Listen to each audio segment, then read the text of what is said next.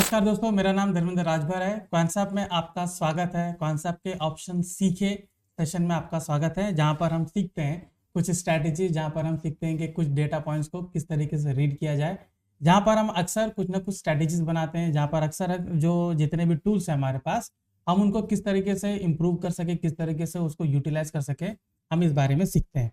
Alright, तो चलिए दोस्तों शुरू करते हैं आज का सेशन। और आज के सेशन में हम देखेंगे कि किस तरीके से हम पेयर ट्रेडिंग जो है उसको इस्तेमाल करते हैं। ऑलराइट, तो हमारे पास जो पेयर ट्रेडिंग का टूल है हम उसको इस्तेमाल करेंगे और देखेंगे कि उसके बिहाफ पे किस तरीके से ट्रेड हमारा बनता है। ठीक है, तो मैं पहले आपको थोड़ा सा कंसेप्ट में आपको क्लियर करना चाहूंगा कि पेयर ट्रेडिंग एक्चुअली काम कैसे करता है। ठीक है, एंड उसी के बुनियाद पे किस तरीके से हमारा ट्रेड बनता है उसके बारे में डिस्कस करेंगे। ठीक है, तो दोस्तों इसमें क्या होता है, आपको मैं अपना स्क्रीन जरा शेयर करता हूँ और मैं जरा आपको बताता हूँ कि किस तरीके से पेयर ट्रेडिंग में स्ट्रेटेजीज बनाई जाती है। ऑलराइट, तो let me share my screen. तो यहाँ पर देखिए हम क्या करते हैं कि दो पर्टिकुलर स्टॉक, ठीक है, दो पर्टिकुलर स्टॉक, वो भी एक ही सेक्टर का, हम अलग अलग सेक्टर नहीं लेते हैं, कोई एक सेक्टर लेंगे। अभी चाहे वो ऑटो सेक्टर हो या आईटी सेक्टर हो, ठीक है, आईटी सेक्टर हो, हम क्या करते हैं, हम इसमें किसी दो स्टॉक को पिकअप करते हैं। ठीक है, दो स्टॉक को पिकअप करते हैं, टू स्टॉक्स, ऑलराइट, और उनका पेयर बनाते हैं।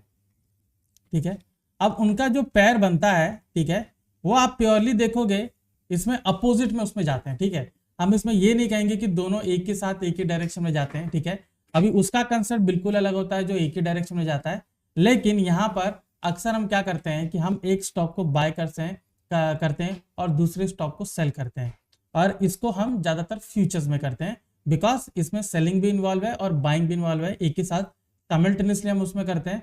तो जहां पर आप देखोगे कि मुझे एक जगह, दोनों जगह मुझे प्रॉफिट मिलता है। मान लीजिए कि अगर कहीं पर कुछ उल्टा भी चल जाता है तो एक जगह मुझे प्रॉफिट मिलता है और एक जगह नहीं मिलता है, तो मेरा इसमें जो लॉसेस होने के चांसेस रहते हैं बहुत नैरो रहते हैं, बहुत कम रहते हैं।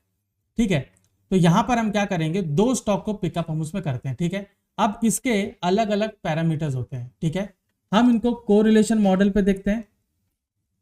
ठीक है, कोरिलेशन मॉडल पे देखते हैं, और एक जेड स्कोर नाम का एक मॉडल होता है, हम उसके बेसिस पर देखते हैं। ठीक है, जेड स्कोर में आप देखोगे सेल का एरिया और बाय का एरिया वहां पर बताया जाता है। सेल का एरिया आपको दिखाया जाएगा, बाय का एरिया आपको नेगेटिव में दिखाया जाएगा। तो उसमें एक रेंज होता है।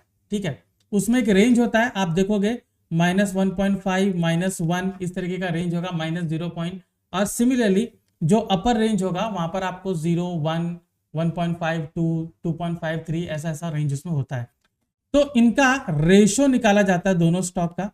ठीक है, रेशो निकाला जाता है, और ये जो पूरा एक तरीके के स्टैंडर्ड डिवीजन के जैसा काम करता है, जो मैंने 1.5 और 1 मैंने बात किया, ये स्टैंडर्ड डिवीजन के जैसा काम करता है। मतलब ये है कि भले वो कितना भी ऊपर जाए या वो नीचे जाए, उसको रिटर्न आना ही होता है। तो ये जो रिटर्न जो आता है ना, ये रेशो का लाइन होता है। ठीक है, कि ये रेशो वहां ऊपर से जाके ये नीचे आ रहा है या फिर ये नीचे जाके ऊपर जा रहा है। ऑलराइट, तो हमारा क्या होता है कि एक जो पर्टिकुलर लेवल होता है वहां पर हम क्या करेंगे, एक स्टॉक को परचेस करते हैं, बाय करते हैं, और दूसरे स्टॉक को हम वहां पर सेल करते हैं। सिमिलरली अगर यहाँ पर आएगा नीचे, अगर एक पर्टिकुलर पॉइंट पर आता है, तो यहाँ पर भी हम क्या करेंगे, एक स्टॉक को बाय करते हैं और एक स्टॉक को सेल करते हैं। ठीक है, अभी मुझे अगर इस कंसेप्ट पे ट्रेड लेना है, अभी अगर मैं बारी बारी इधर उधर जाके मैं चेक करूंगा कि कौन सा स्टॉक में, ठीक है, इस पिन पॉइंट पे आता है तो मैं यहाँ पर इसमें ट्रेड ले लेना चाहिए, तो थोड़ा सा मैं कहूंगा कि थोड़ा सा नहीं लेकिन बहुत ज्यादा टीडियस होगा। ठीक है, क्योंकि हर एक स्टॉक को इस तरीके से अंदाजा लगाना बहुत डिफिकल्ट होता है और दिन भर में काम करना बहुत मुश्किल होता है। अगर आप एक दिन पहले भी अगर आप करते हैं तो बहुत डिफिकल्ट होता है। राइट, तो इससे अच्छा हम क्या कर सकते हैं, हम कुछ स्टॉक को एनालाइज करते हैं और हम ये देखेंगे कि ये स्टॉक का पैरामीटर यहाँ पर बैठ रहा है। ठीक है, और पैरामीटर्स में ऑब्वियसली हम उसमें दो चीज देखेंगे, स्ट्राइक रेशियो देखेंगे और प्रॉफिटेबिलिटी देखते हैं।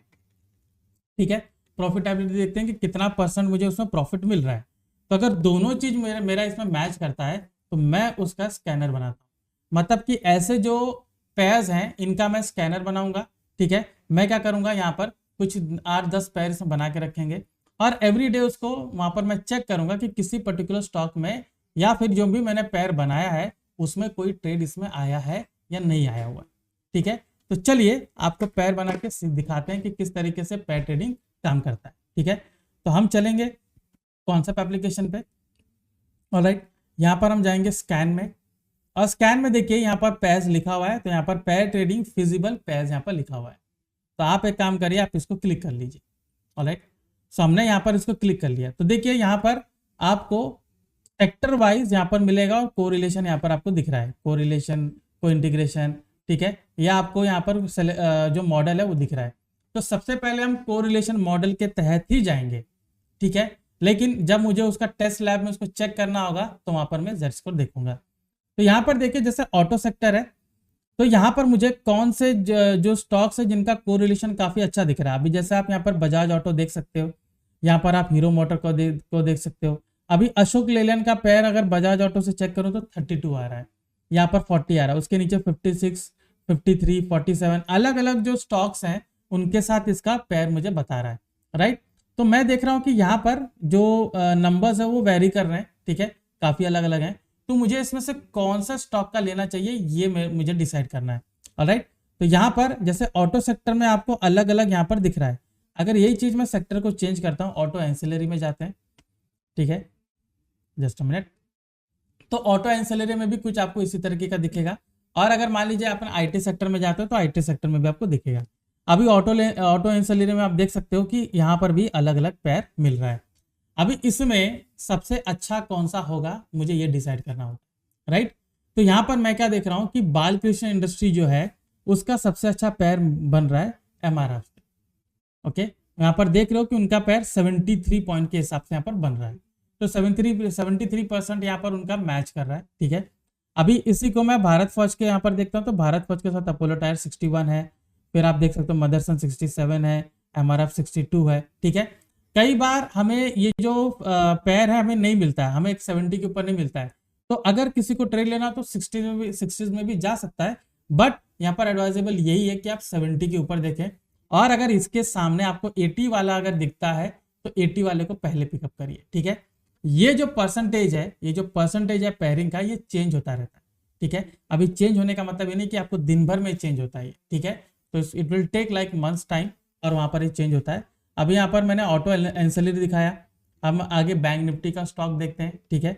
इसमें कौन सा पेयर है, तो यहाँ पर आप देख सकते हो कि ग्रीन में मुझे एक भी नहीं दिख रहा है, जो 100 है वो खुद के पेयर बन रहा है, ठीक है। तो यहाँ पर मुझे कहीं पर भी ग्रीन में नहीं दिख रहा है, ऑलराइट। अभी हम आगे जाते हैं, कैपिटल गुड्स में देखते हैं।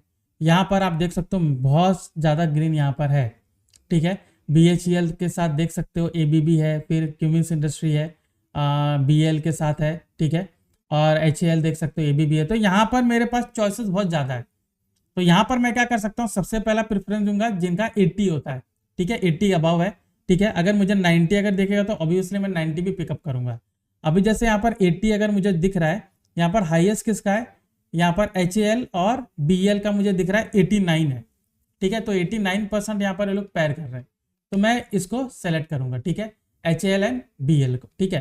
तो यहाँ पर देख सकते हो सिंबल A में मेरा BEL दिया गया है और सिंबल B में मेरा HAL दिया गया है, ठीक है। तो इन दोनों का पैर यहाँ पर देख सकते हो, यहाँ पर 10 को 7 को मतलब हर एक डे का यहाँ पर दिया गया है, ठीक है। तो यहाँ पर चेंज हो रहा है, देख सकते हो 80, 79 ऐसा ऐसा चल रहा है।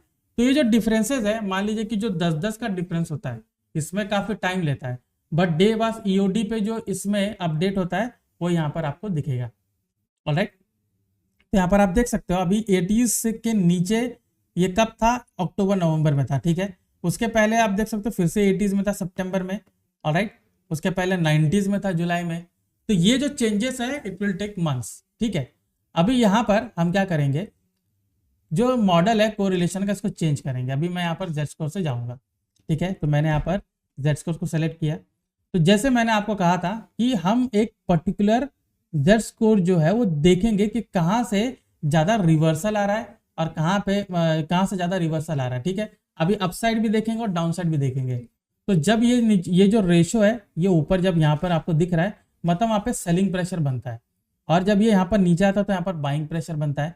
तो और ये जो ब्लू वाला लाइन है ये आप देख सकते हो ये पूरा रेशो है, ठीक है। अब ये चाहे ऊपर रहे चाहे नीचे रहे, ये घूम कर वहां जो जीरो वाला लेवल है वहां पर जरूर आता है, ओके।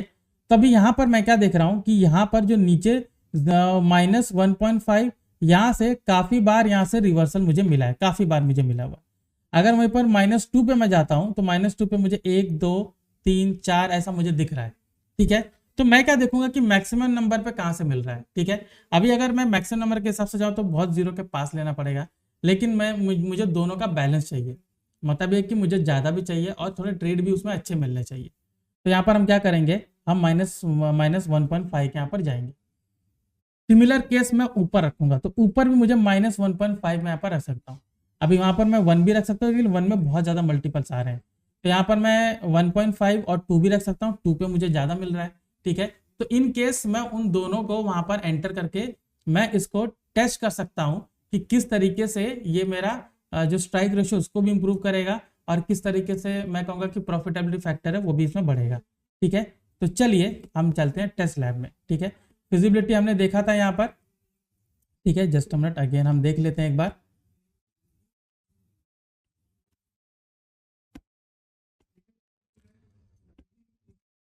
तो यहाँ पर HAL और BL था, तो यहाँ पर सिंबल ए में BEL है और सिंबल बी में HAL है, ठीक है। तो चलिए यहाँ पर टेस्ट करते हैं। तो सिंबल ए में हम BEL टाइप करते हैं और सिंबल बी में हम HAL लेते हैं, ठीक है। यहाँ पर हम BL ले लेते हैं, ऑलराइट। लुक बैक पीरियड पूरा 1 ईयर का ही इसमें रखेंगे।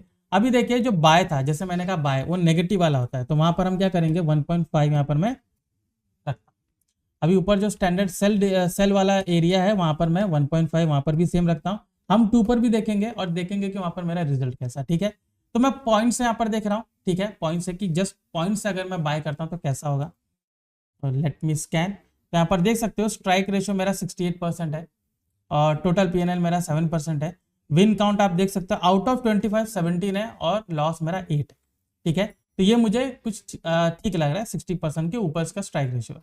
अगर इसी चीज को मैं रिवर्सल से अगर मैं स्कैन करता हूँ तो वहां पर मुझे रिजल्ट कुछ अलग आएगा। स्ट्राइक रेशियो भले ही बहुत ज्यादा है, लेकिन PNL आप देख सकते हो बहुत कम है।